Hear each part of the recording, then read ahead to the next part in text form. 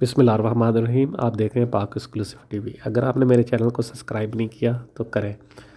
تحریک لبیک کی جانب سے گزشتہ ایک ہفتے سے ملک کے مختلف حصوں میں جلسے اور جلوس کیے جا رہے تھے، جبکہ ایک بہت بڑا لانگ مارچ لاہور سے اسلام آباد کی طرف روانہ تھا، جس میں کئی جگہ پر اس کو روکا گیا اور مختلف جگہ پر رکاوٹیں کھڑی کی گئیں، لیکن کارکن ڈٹے رہے اور وہ اپنے مطالبات کے حق میں آواز اٹھاتے رہے۔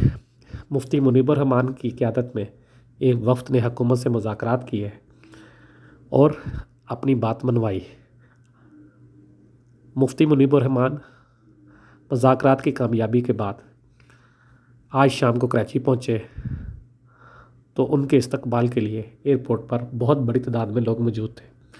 مفتی منیب الرحمان نے کہا کہ وہ کسی کے حق میں نہیں، وہ ملک اور قوم کے مفاد میں بات کرتے ہیں، اور انہوں نے معاہدہ کیا ہے اور اسی معاہدے کو عمل درآمد کروانے کے لیے وہ حکومت پر دباؤ ڈالتے رہیں گے۔ پورے پاکستان کے علماء دین ایک پلیٹ فارم پر ہیں۔ مولانا خادم حسین رضوی کے کارکن جس طرح نکلے تھے وہ ایک مثال ہے۔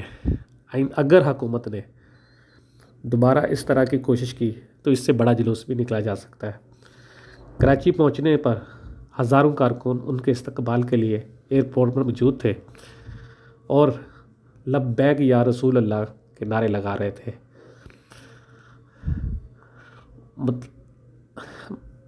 استقبال کے لیے آنے والوں کا کہنا تھا مفتی منیب الرحمان جس طرح حکومت کے ساتھ مذاکرات کر رہے تھے وہ اپنی مثال آپ ہیں، اور سنی ایک پلیٹ فارم پر ہیں اور وہ کسی سے ڈرتے نہیں۔